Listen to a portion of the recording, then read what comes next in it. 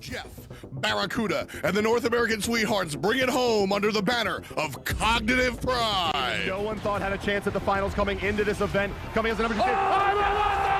Face down, ripping through, Titan, down, falls 3, a double kill for himself. It's a 5-man run. They're gonna go for the win. The world champions, Cognitive Pride, GG! Season 2, we say hello to Europe as Adapting and Epsilon Esports slam it home. A huge play. Adapting's about to go up. He's going to come crashing down. Who's the target? It's going to be all 3, and 2 will get stunned out. Oh, no. He's taking tons of damage. Oh, no. Chaos force to move forward. They don't have enough time for this.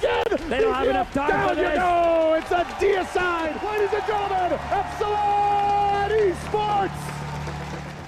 Season 3, new name, same roster. 2-time world champions, Wlfy and NRG. Well, it's 4 members left, and into the sky goes Adapting. The ultimate's way down. The Titan is under siege. Energy are looking to be world champions again. Long live the King! And once again, the King is Europe. Season 4, Polar Bear Mike brings it back for America. E-United slams the hammer. Cracking and knocked back. There's Deathwalker controlling things. Pele can't take that Wlfy. Where's the remainder of the team fight? Deathwalker falls to Benenu, and E-United keeps on going because Panda can't That's 2! Still pushing forward. They're at the Titan. Only 2 members to play defense. They can't do it! And that's the game. That's the series. That is your Smite World Championship. Say hello to your North American victors, Polar Bear Mike and E-United.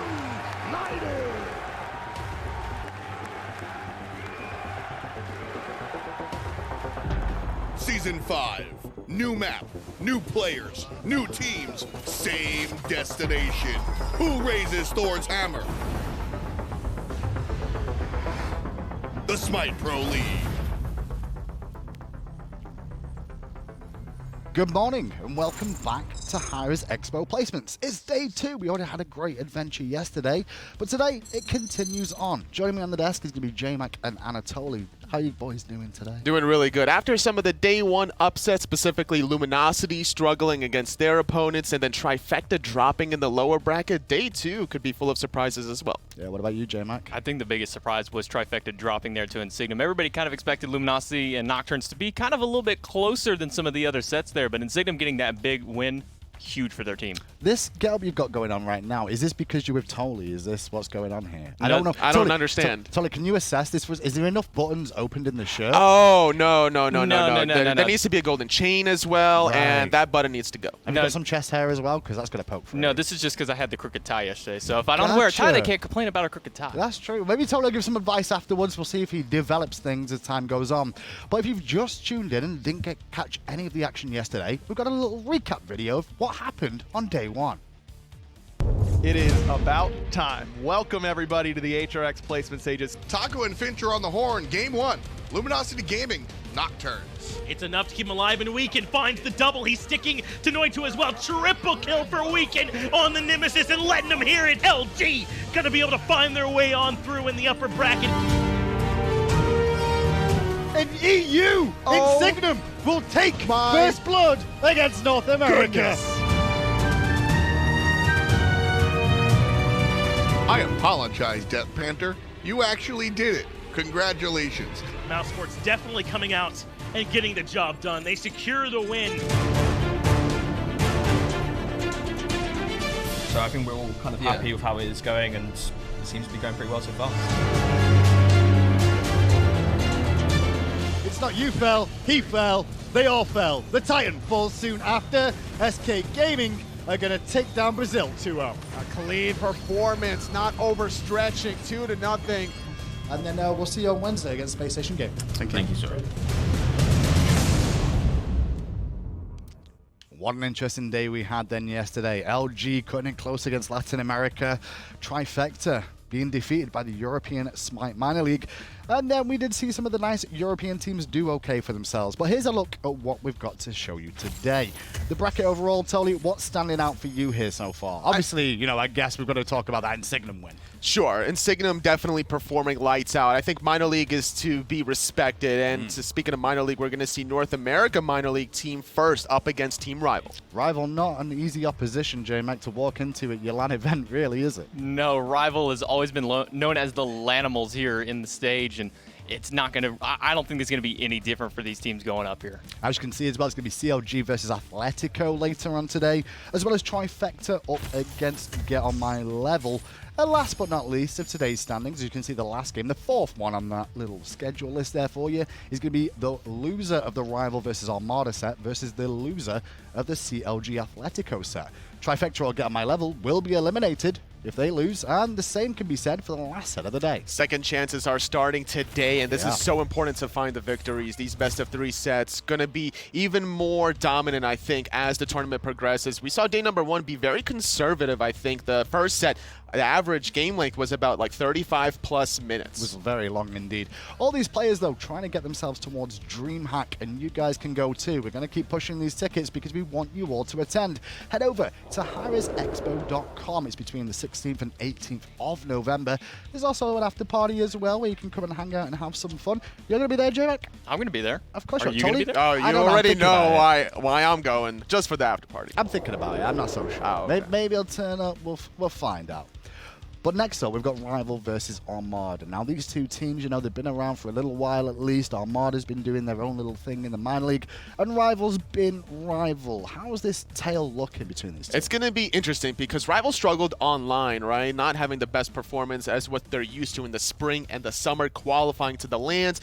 This time around, dropping to that 3rd seed. And I think Armada have been on the up and up. They finished 2nd place in the online portion, but then they finished out 1st, beating out Very Nice to Me, and also beating out Sanguine in that qualifiers.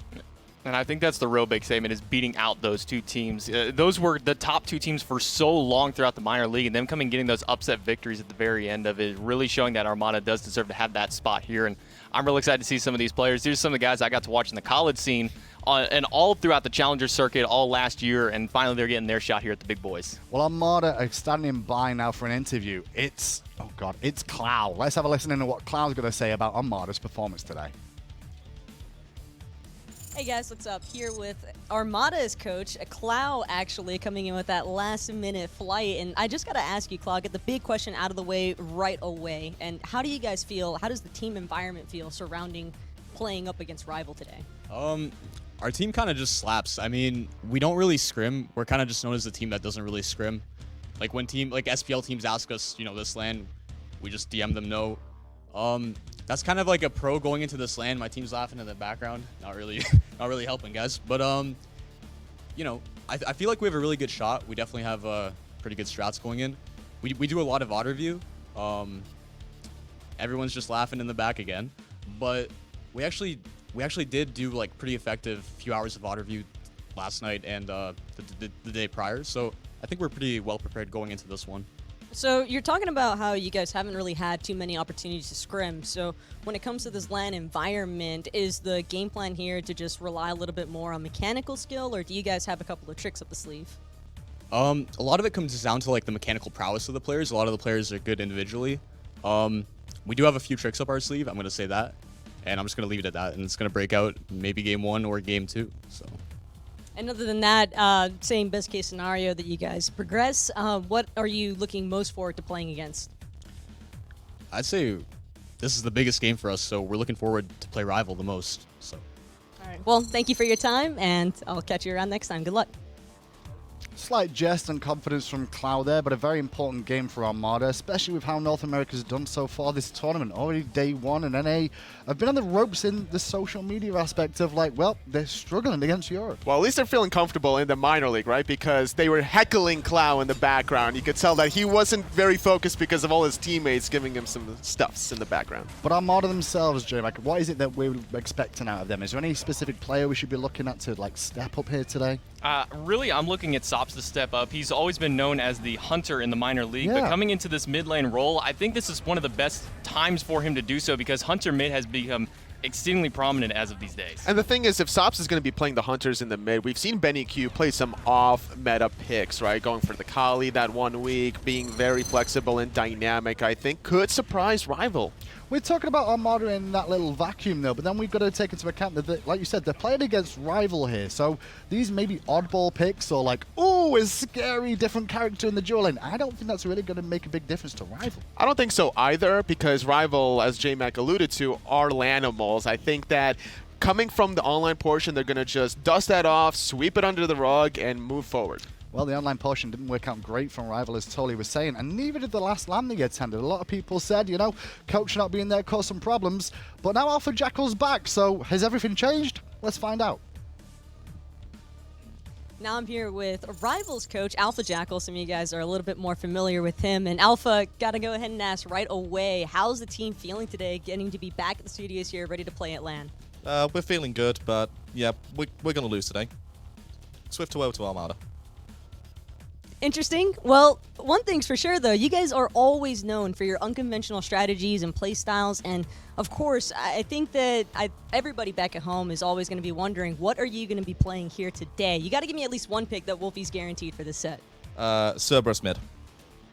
Cerberus mid, and there's no doubts about it. More importantly, though, all jokes aside, I know that you guys coming into this line have been doing a decent amount of prep and all that good stuff, but moving on and progressing through this tournament, if all things go as planned, I'm sure, then who are you guys looking forward to playing most here at LAN?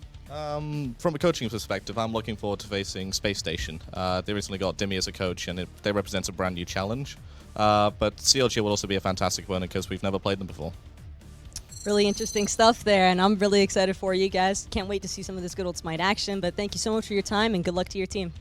Well, it is day 2, and it appears everybody's woken up on the jesty side of bed, and I'm supposed to be the court jester, but I don't really understand why. And I think the reason why Alpha Jackal went that direction is because he's learning from Trifecta's mistake yesterday. So you lose and you win, So right? Shadow Chair's interview, if you were listening to that one, he was a little bit overconfident. Sure. So if you go into this with a lack of confidence, then you can't be disappointed, right? You can only be pleasantly surprised. It's very true indeed. I mean, from my point of view, though, I'd love teams to say we keep losing scrims, because that's the one thing that I've noticed, is that when teams say they're winning scrims, they don't do very well. I've never known a team to do it.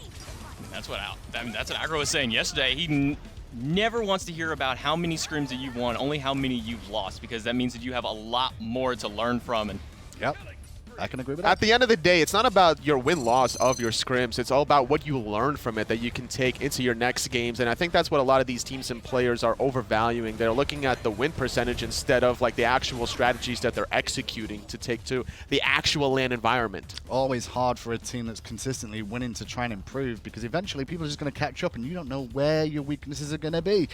But now it's time to get on with things. Armada getting themselves ready on your screen. At the same time, we've got Rival across the way. This is a best of 3, as every game is, and it's the first time we get to see Rival in action. They got a bye from round 1 by being one of the higher seeded teams in the tournament, but we'll find out how they do. It's going to be interesting to see the picks and bans, because Rival feeling confident the way they are, I think that they could be holding back some strategies, knowing how dynamic their god pools are for every single role. that's the big thing, is just how many gods that Rival has under their belts for each individual player. And Wlfy and Deathwalker, probably the two for me that have some of the most tricks up their sleeve that they have to offer, especially Deathwalker in that solo lane, reinventing the Bellona Osiris meta that we saw a couple seasons back. That was probably one of the big things. Let's see if he maybe has another land trick here. And into picks and bans we go, though. Armada will be the first pick and first ban. Tully, there's always been a lot of talk of picks and bans, and every year is different in terms of what's favored, first or second pick. There's a lot of things in the meta these days that kind of wants you to lean towards second. If your first pick, you just want to leave Freya open. I think that's the most powerful goddess in the game currently to be able to get the burst damage off. Everything else is just a second thought, because there's so many junglers that you have to worry about. There's so many mid laners also that you have to worry about that you might as well just make sure at least you don't have to worry about Freya. So if I'm Rival, I'm banning out Freya. The rest is all about comfort and preference. Armada going to take away Terra straight away. We saw a hell of a lot of Terra yesterday, which is kind of already an inkling of Terra could run the roost of being picked every game or banned. Terra, I think she's 100% pick banned so far throughout this tournament. I mean, the Latin American team really favored it. That was always their first go-to pick, giving that over to Daylon. And it looks like that Armada is adapting to this LAN meta here, that getting rid of Terra is just the big call. And RTO has also been one of those top ban gods. And now, totally, the pressure's kind of on Rival here, because like you said, they've only got one ban left. Erlang's open, Freya's open. They're two of the go-tos we've seen consistently. That's very true, and it seems that Armada are really trying to focus out Callus, taking away those 2 Guardian picks. Also, potentially a shot at Deathwalker. Rival would rather deal with a Freya than an Erlang Shen. I mean, Copebby's in the jungle for this team of Armada, isn't he? So if that's the case, then why would you want to give him the Erlang Shen? It's one of his go-to picks. And I'm surprised that we haven't seen as much Baron Samedi priority as we've seen back into the regular season here. Baron is still a very high contested god. Especially with how flexible you can throw him, right? Between mid, between solo, between support, being able to control the dual lane is a good way to get some purple buff invades moving forward. But I think that a lot of the attention has been shifted towards this Freya Erlang Mercury, and that's why Baron took a sidestep, especially with Pele coming out. I mean, the one thing I've seen about Armada's draft so far, sure, Terra and Artio are problematic, but Rival have Callus. And when Rival have Callus, you think of Athena, you think of the likes of Ares, the Fafnir.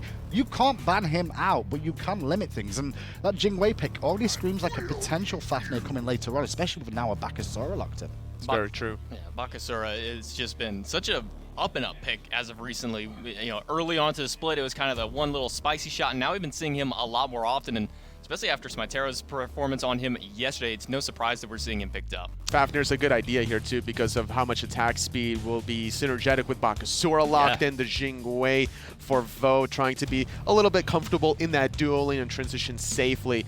And I think that if Armada allow the Fafnir to go through after secondary ban phase, they're going to feel it in the objective control. Totally, I think they should be looking for it themselves. I mean, Freya is very good with it as well. The extra steroid she's going to get from having the Fafnir. But not only that, the disarm is impactful for both these teams already. I wasn't really trying to stress on the Fafnir because I was expecting more Athena, but the composition's kind of dictating that already. You can even go more disarm in Bellona if you really want to, but going for kind of the flavor of the season in the Pele. And the Kuzenbo being offered as well. Flavor of the season, I mean, she's one of the newer gods, right? So it's not really flavor, it's just like, you have to pick it because it's new. It's true, but Rival didn't pick it when it was available. They would rather deal against it, knowing that her only real escape is the mobility on the Magma Rush and then the ultimate. Yeah, with how this has gone, though, with the fact of Pele being picked up, it's mainly been North American teams since her release that have really looked towards it. Europe kind of strayed away from her a little bit more so. Is that because she's more risk-reward? I think that's the big thing is you can get a lot of damage up and a lot of pressure up onto the early game, but once that late game hits, Pele starts to fall off. She doesn't quite have it going through, but now with this Odin locked in here, I like this because it's going to keep 2 out of those 3 gods very hardly locked into that cage. Freya will have a little bit better time. And I was going to mention how Odin should have been locked in probably in the first 2 picks for iceicebaby, but with the Baka pick, I'm assuming that's going to go in the jungle role. Odin, a little question mark in the air if that's going to go support for Callus or in the solo lane for Deathwalker. iceicebaby. But then with Bakasura, that means Deathwalker would have to play. Or it's Callus support Bakasura. That wouldn't surprise me. Spicy stuff. You don't know. More than likely, though, we'll find out where this Odin heads to.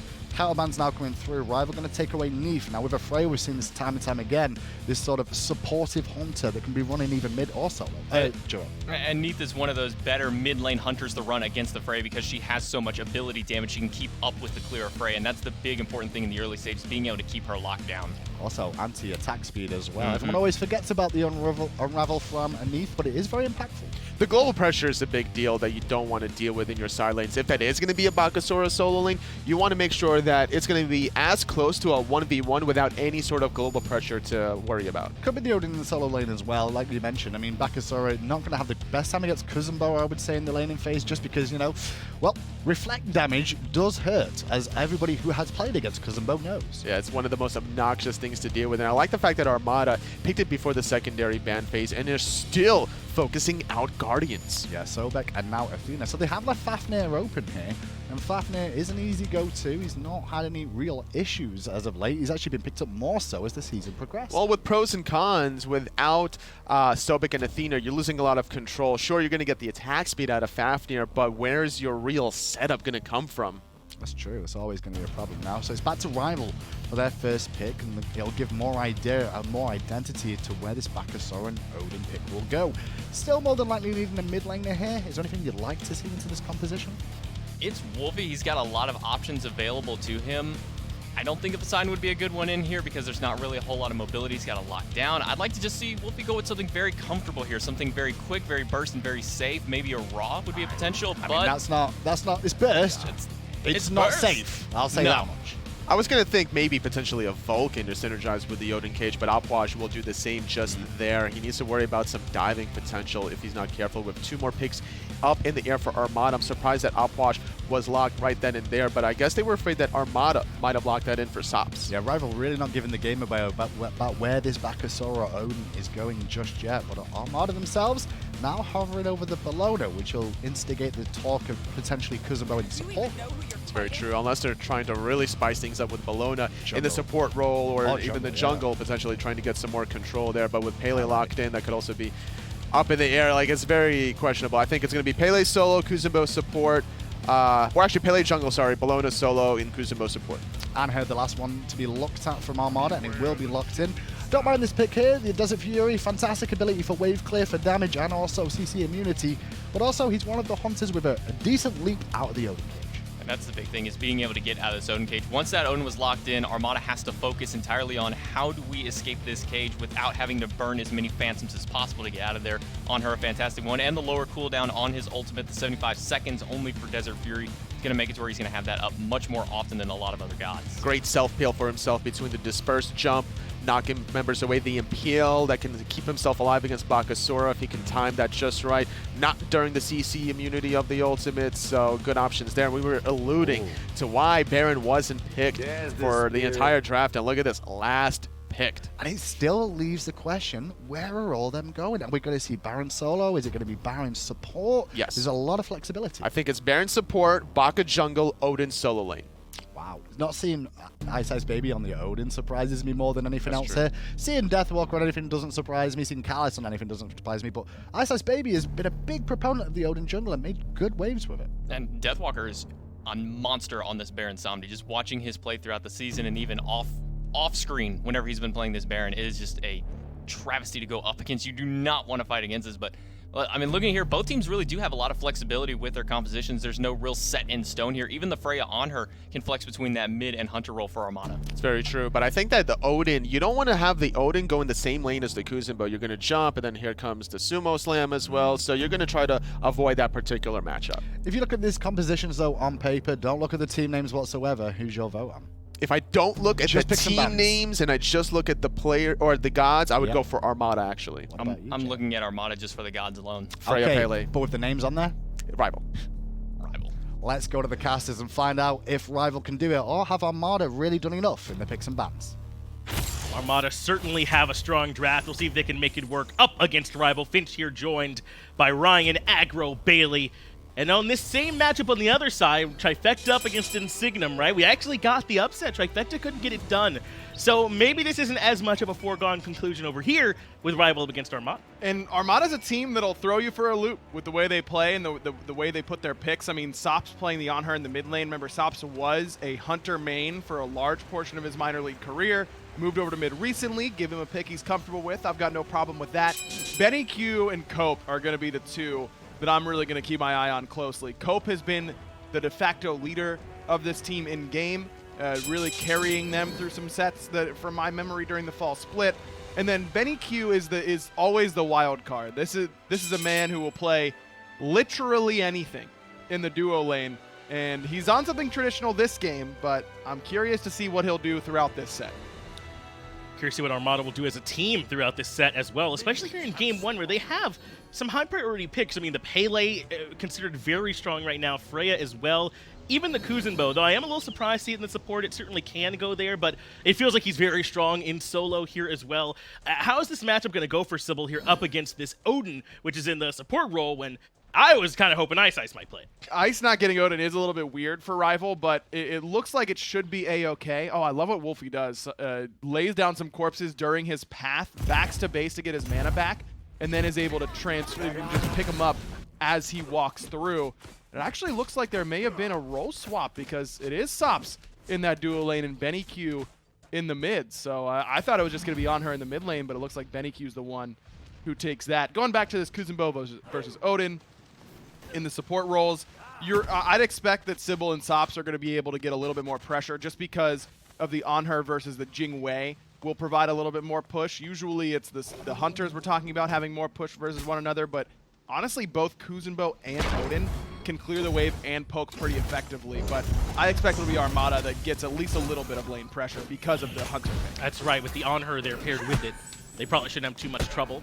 I'm noticing they're both electing to go with these Aegis relics, though, for both our carries. And I think that's good recognition. I mean, there is virtually no control on the other side until Deathwalker starts joining the fray, right? Like, that is the only hard CC you're really worried about. Maybe the cripple from iceicebaby's Regurgitate if you're sops, but certainly not worth picking up a Purification Beads over something like an Aegis, which does end up immuning you so much damage. And no, sorry Doug, baited you a little bit there. Looks like sops is still going towards the mid lane. sBennyQ there, but now he's got to use the Aegis. It's a horrific emblem coming from Kalas. And they have another slow to stack on top of it. Vote getting out good damage, but Kalas is the one that finds your respawn first blood. Sibyl in some trouble as well. The knock up there, but just barely makes it out. Arrival coming out very early here in this game, getting things started in the duo lane. So that's one reason you probably need Purification Beads. It's horrific emblem coming from Kalas. He watches sBennyQ walk in a lane and says, oh, that's first blood for us. Just an easy horrific. And remember, that's also the benefit that you get when you play Odin, right? Is that you have to get this early Phantom. So you don't have like maybe a sprint to help you out there, or even a shell. There's nothing that Sibyl can really do to try and get sBennyQ back out of that situation. So sBennyQ starts at the mid lane because he wants to try and get pressure to invade the red buff. So Freya's level 1, far better than Anhur at level 1. Anhur, despite being a hunter, and despite being kind of thought of as an early game hunter at that, he doesn't really have great minion lane push in the early game. So sops goes to the duo lane and lets sBennyQ try and invade red, but Vote was ready for it. He starts on the red buff, and so that doesn't really work out. And then as soon as sBennyQ walks in the lane, he gets first blooded. Blue buff could potentially be contested. iceicebaby's lurking and has good confirm, but really no way for him to make his way into the actual blue buff pit. So instead, he'll go on his way. Nice job from Cope and Brad to come up and grab it. But man, this Kalas Vote duo lane, they've been so strong as long as they've been together, it feels like. Let's go take a look back at that first blood they were able to grab together, because their aggression in lane, the way they're able to work together, it feels hard to match. It was just a simple option here. Kalas uses that. Aegis was used by sBennyQ kind of as a, is this beads button? I mean, sometimes you just kind of forget as a carry which one you have and ends up wasting it, though. To be fair, I don't know that a well-timed Aegis saves his life in that spot either. It'd be tough. Maybe if you can get away from that jump damage. A lot of Odin and his kill potential only relies on that, especially on those early levels. But you're right, it's really tough, I think, for them to find a way out of it once they commit that hard, and then the horrific emblem is still available. So Kalas and Vote getting it done yet again. 1-0-0 now for the Odin support. And you really don't want to give Rival a lead, especially over here in duo.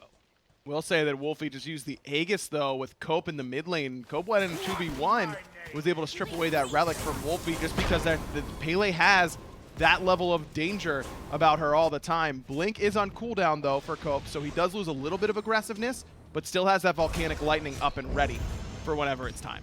Well, there's that early Phantom doing work over here in duo lane, getting them out of the cage early on, but that Odin cage will certainly be back up before Phantom is again, so that's really what Kalas is trying to set up here right now, is that second cage. He's already thinking about that. Plus, he already has that horrific emblem back up. He might not even need the cage in order to kill sBennyQ again. sBennyQ will need to use Valkyrie's Discretion as soon as he gets hit by another one of those horrific usages. Might try to get that one baited out if he could. No beads on the side of Team Rival either. Also not particularly concerned. Though there might be, you know, a few more decent control options over here on this side, but it can be difficult trying to get away from it. I mean, the banish is there from sBennyQ. That one can feel so strong. Sibyl can have the watery grave that ulted for the knockback as well. But they're also electing to just go with the Aegis option to try and immune out the damage. I like how much Cope has used his time on this right-hand side to try and continually invade these blue buffs. Now Ice is trying to return the favor and invade on the other side as sBennyQ again in some trouble. Great double banish, and he does use that ultimate, and Horrific's ready for him. Cage should be up soon. Initially, they didn't want to go back in, but sBennyQ certainly dead to rights on the back end. Ice the one that finds that. Now it's Sibyl and Sops in trouble. Cage is still available. Cope is able to find Wlfy in the middle lane, but the rest of the team will certainly pay the price. Sops juking for his life inside the cage, but Vote finds the autos. Nice Ice gets the kill, and really not much Cope can do. Great job by Cope to at least get something going in Armada's favor, because if this is 4-0, we feel a lot worse about it. But 4-1, especially getting Wlfy a little bit behind and setting Cope up for some success, is at least something that goes in Armada's favor. But this Freya pick for Armada is just getting absolutely decimated by Rival with this Odin selection. And that's why Odin's been getting banned so much so far. Bruh, trying to get the pull in here onto Deathwalker, who committed with the ultimate first, but that should be about all that we'll see from this action. But you're right, I mean, this early aggression from the Odin's really been the problem. They were invading the purple buff anyway, unfortunately for sBennyQ, so he kind of was playing as defensively as you can, but Cost able to find the leap in. It was so much damage just to start things off that even with the well-timed Aegis and the Valkyrie's discretion, there just wasn't a way out for Benny. Vote and agility right out of that banish, and so isn't worried at all about sBennyQ's pressure. In fact, sBennyQ, this is a fight you cannot be taking. Down 3 levels right now up against Vote. And no Aegis available. I mean, yeah, this should be a juking himself to death. Just run relatively straight. easy one for Vote to grab, and he certainly will underneath the tier 1 tower. That's it. Just run straight, my mans. I mean, you know he's out of mana. You know agility's on cooldown. You know airstrike's on cooldown. He just jukes himself to death. Not taking the shorter path. Now Deathwalker might be in some trouble. He has overstepped here on the solo side. Cope and Bruh working together. And this is the thread to follow, I think, for Armada's chances here in this set, is if Cope on this Pele pick can get ahead. Right now, level 9 ahead of iceice, who's level 7 in the jungle. Pele is a strong enough god, especially throughout this early to mid game where everyone's still spread out, that she certainly can, you know, sort of carry Armada towards a late game victory. And Cope has spent 0 time anywhere near Kalos, and there's a good reason for that. That cage is going to shut down a lot of what she wants to do, which is be mobile in these team fights, hard to lock down, and also use that Pele sustain to get back and healthy once he falls low in HP. Odin Cage won't let you do that. So Cope's done a great job of not only picking the good fights because of where his team can get pressure with Bruh in the solo lane over Deathwalker, but also because it's away from his greatest counter. Red buff spawn, Rival want to be here yet again, and they've got iceicebaby for the ultimate confirmed elite minion. Benny continuously confident here. He's going up into the Valkyrie's discretion and putting out some good return damage onto Kalos, but Rival have already gotten what they wanted. They strip away the red buff yet again to deny farm to this duo lane. sBennyQ is not scared. We can say that, and that's been this is how sBennyQ plays. He's an aggressive player by nature. If he gets ahead, he pushes it really, really well. He's talented mechanically.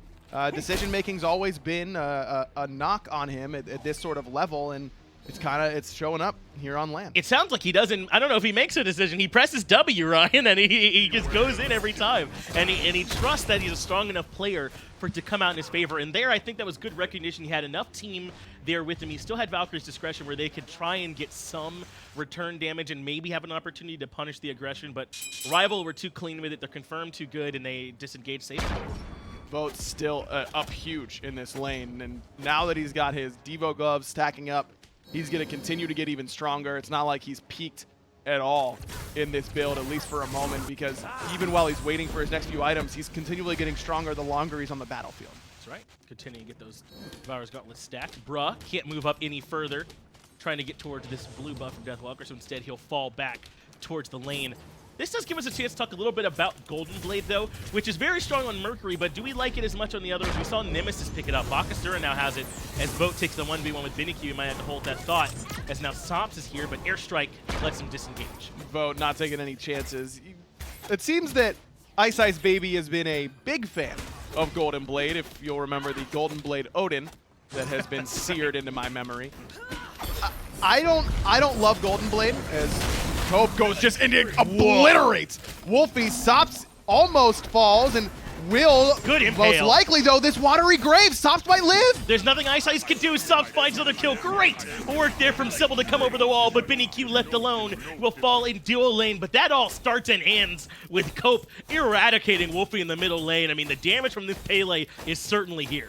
That was absurd, the amount of damage that Wlfy just took. He drops the ultimate, and that's all he did. No Aegis was available for him. I mean, it's up, but it wasn't available. He was going to die no matter what. Great peel by Sibyl. Watery Grave is a sneak EOP ability. It's really good. You can't do anything. It feels like a silence almost, doesn't it? Yeah. Because you're so constantly being knocked up. Exactly, and you can't auto-attack, so it's basically like a weird polymorph in a way. I mean, you're not doing anything when you're getting Watery Graved, and it's all set up because Sops has a really clean impale underneath some pressure. Great work by Sops, and this is looking better for Armada. Problem is, during all of that, sBennyQ fell for the 4th time, and that is going to continue to be a problem.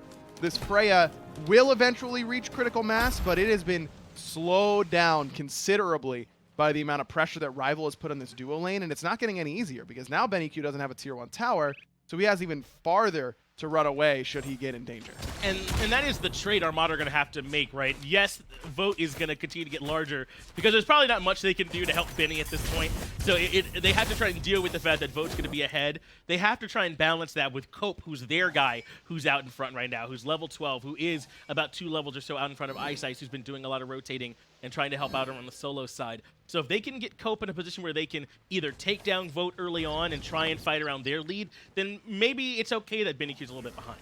I will say that I'm impressed with the way that Cope has played so far. I mean, 3-0, he is killing it right now. Sibyl goes in with the Watery Grave to try and force the disengage on the Gold Fury. They do leash it, but they drop down the big empty. The Crypts and Deathwalker is able to find Sibyl in the backside. Vote trying to hunt down Sops as Cope is able to get Deathwalker, but Vote can't handle Benny and Sops at the same time, and he falls to the Anhur and the Freya pressure. Cope still on the run, and it looks like he may have just outranged that Regurgitate, blinked out of the range of it. Now sBennyQ walks right into a big combo from Wlfy. Kalas cuts him down with the spear. What is Benny doing there, Finch? I wish I could tell you, but we saw him pay the ultimate price for it on the back end of that one. But this is still probably not the worst case scenario for Armada, right? The Gold Fury looked like it was going to be confirmed by Rival, but initially Sibyl with the Watery Grave forces them off of it, and they have a great fight on the back end of that as well. They do, and look, Deathwalker's ultimate was beautiful there because it's not about just bringing back the primary target. It's that Wlfy drops empty the crypts, and that cone is keeping everybody staggered right in that empty the crypts, continuing to stack up that damage onto them. It eventually brings in and basically executes Sibyl because he was already so low, but that was really good coordination between Deathwalker and Wlfy to cover a big area and keep enemies CC'd in it. But Cope again makes a huge play. I mean, he's 4-0. He's a level up on a Bakasura jungle, which really shows, I mean, look, Pele's no slouch when it comes to farming the jungle, but Golden Blade Baka usually will outpace most junglers. Cope has been able to gank, he's been able to farm, invade, he's really done it all. And this is a different style of build coming out of Cope than we usually see out of Pele. Going 3 items deep and not having a soul eater is pretty rare. Right. But I actually don't mind this idea because so much of what Pele wants to do is big bursts of damage, get low, and then sustain off of the extra burst she has left because she killed you so quickly.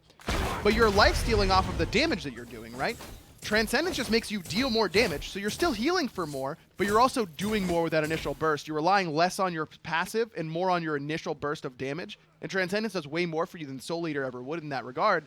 It's something different, and I gotta say I like it.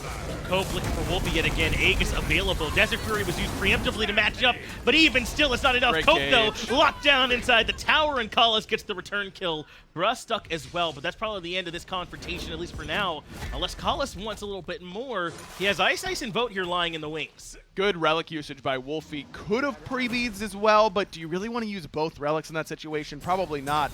But his Aegis is enough to make Cope need to overcommit to that kill, and that kill's trade favors Rival without a doubt. Gold Fury drop one more time. Kalas jumping in, but Sibyl right there to try and control him. sBennyQ has already expended the Valkyrie's discretion, so gets pulled right back in by Deathwalker. Up on top of the coffin, iceicebaby finds Sibyl. Votes, takes down Benny. Now Sops in trouble. He still has the jump, but waiting right there with the knockup is Vote. The airstrike's not good, but iceicebaby in range. Great fight there by Rival. Their team coordination still, it's beautiful. It really is. iceicebaby is on one target. Deathwalker's pulling in another. Both splitting his difference between the two to make sure everybody from Armada falls. That's Rival. That is what Rival does to the best teams in the world. They just out-team fight them. Yeah. Armada didn't have a chance. And like I said, the kill trading really favored Rival because Wlfy has done a lot of damage. He's top player damage, but it's a lot of poke damage. I mean, it's not a lot of relevant overall. Cope has done everything in these team fights so far for Armada. Sops has played well, Sibyl's played well, but Cope's really been the guy so far, and to kill him and then take a fight without him probably isn't Armada's best call. Well, and that's why I think that you were right to point out this build path he's going. The sustain is great, but so far what Cope has tried to do is take out the cornerstone of that combo you mentioned, right? Deathwalker pulling everyone back into Wlfy's damage. Kalas caging everyone to Wlfy's damage. Ice, crippling everyone inside that damage. If he can just burst Wlfy out right away and at least mitigate what that combo can do, then that could be a strategy Armada can try and build on. But as you said, that does fall apart if Cope is the target initially and falls early on. Level 15 still, despite that fall and the Gold Fury going the way of Team Rival. But it looks like Rival's not going to separate again. They are grouped and now going for a Pyromancer. sBennyQ doesn't have a choice but to farm at this point in the game. He just can't afford to be in these fights anymore. He needs to get some farm, and the rest of Armada's falling pretty far behind as well, but Cope's the only one staying close. And that's what Rival have to continue to do, is try and force these fights. But Benny doesn't need to be forced. He's battling with Vote because he knows he has Cope lying in the wings. Cope is going to find the knockup, but Aegis immune a lot of the damage. sBennyQ can't even make it up. Vote eradicates him underneath the tier 1. And now it's Cope running for the hills. Vote making big plays. Look, Vote got a little lucky with some of the crits, but he's already got 4 stacks on his Rage at this point. He's going to be critting you consistently. sBennyQ has just had a game to forget. Absolutely. There's nothing else to say about it. He has been punished thoroughly. Bruh might be in some trouble here now. Remember, this is the solo laner for Armada, way over here on the left-hand side. Haven't gotten to see much from him so far.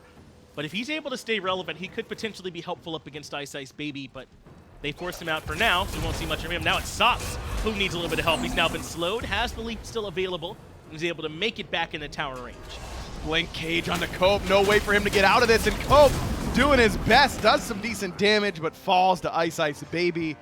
That Blink pickup for Kalas means that there are no teamfight relics for Rival outside of Horrific Emblem, and it just doesn't matter because they're so far ahead that they can afford to take fights like that. sBennyQ hasn't even used the ability, and he's already down to 40% health. He does find a nice banish, but he ends up getting wrapped. But an immediate stopping of the coffin is a good call from the rest of Armada. Kalas going to continue to be the front line, but a big hit from Deathwalker to keep everyone healed up, and this tier 2 tower should come down. sBennyQ again has to use the Aegis and the beads in order to survive, and still ends up almost dying. Rival just not letting off the gas, and they stay grouped, and this is something that Armada just hasn't really had an answer for. This is the difference between Pro League teams and Minor League teams, where the Pro League teams, when they fall behind, are pretty good at not giving up too much and taking what they can. Whereas in the Minor League, the early game was going pretty well for Armada outside of sBennyQ. Cope was playing well, Bro was playing his laning phase very well, they were playing the map pretty nicely. But then as soon as Team Rival start to really press them, you group up, answer this properly, the Minor League just kind of falls apart at the seams. At least in this case, Armada fell apart at the seams. And the difference is Armada's having to come up with answers on the fly, which is tough. This is what we mean by experience. When Rival poses a tough late game question to you that requires you to all communicate very quickly, you can kind of go back to, well, when we were in this situation before, this is what we should do. Armada is having to literally think up what they should do for the first time on the fly. It's harder. And that's what we mean, I think, when we talk about these inexperienced teams, when really strong high-level teams ask them these questions.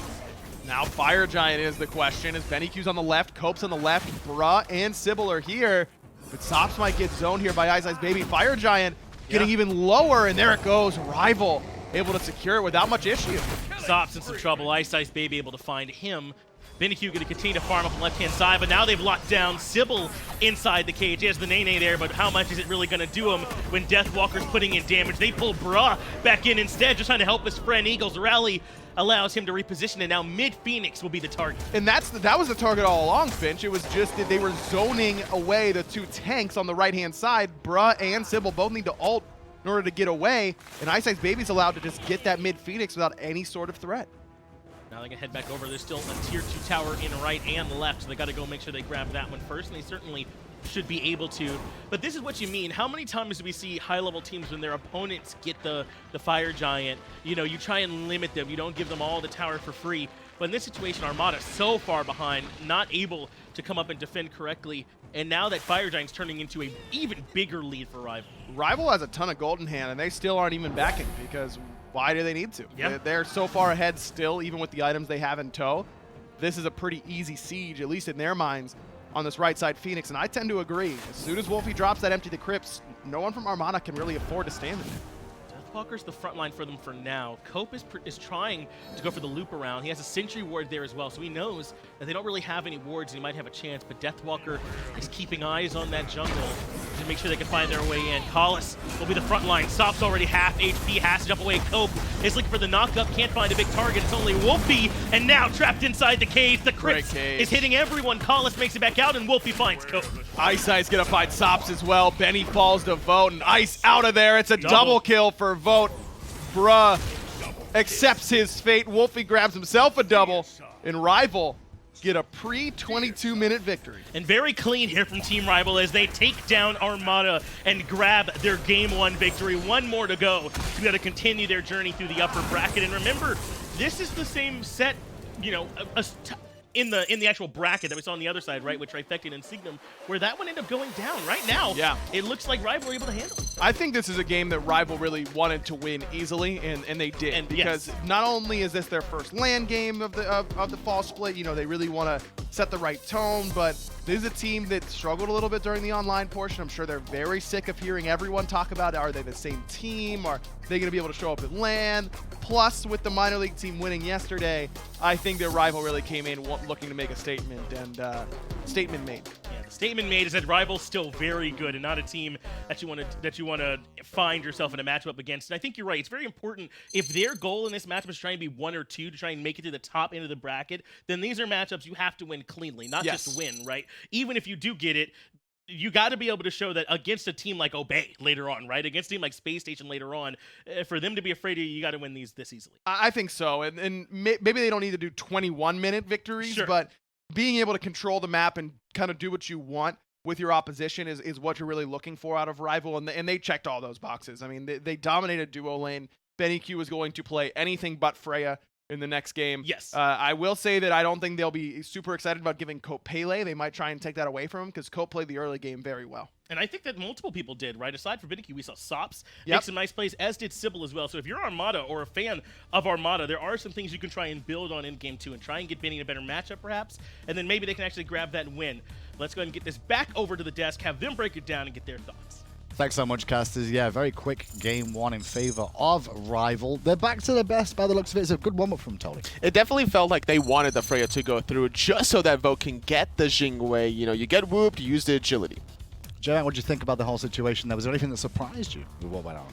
I was really kind of surprised by that lane swap very early on into the game where sBennyQ and Sops, I thought that they just did a full role swap entirely there, but then after the first split happened, they ended up switching back there. But I think it was a good idea with it because Freya does not have the best clear early on, especially up against an Odin in a lane. Yeah, that's the funny thing about it, Tully. I mean, that situation, we don't see it too often that people lane swap then lane swap back, but that was really about pressure at the start of the game. It was about pressure, but I think that there was a little bit of jittery nerves, I think, for sBennyQ. He uses Aegis way too late, or way too early, rather, at the level 2 marker, giving up first blood, and then around that level 5 marker where he was getting ganked between his purple and a red, he used the ultimate before he was even caged in. Yeah, and that duo lane got very interesting as time went on because Vote was popping off, I will say. He was going very aggressive consistently.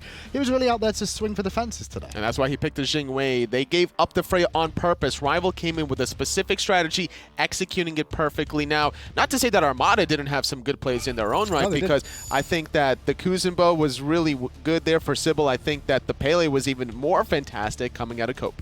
I think Pele's Cope was probably the big shining of this one. Constantly sitting in that mid lane, keeping Wlfy down. That's the important thing, is to keep this op-wash down. You don't want him getting into the late game untouched the entire time through here, but the solo kill very early on here by Vote. Yeah, this is just pressure from Vote. 2-level lead already in this laning phase after the deaths earlier on. And Rival up at 4-1 at this point, but Vote hits every basic.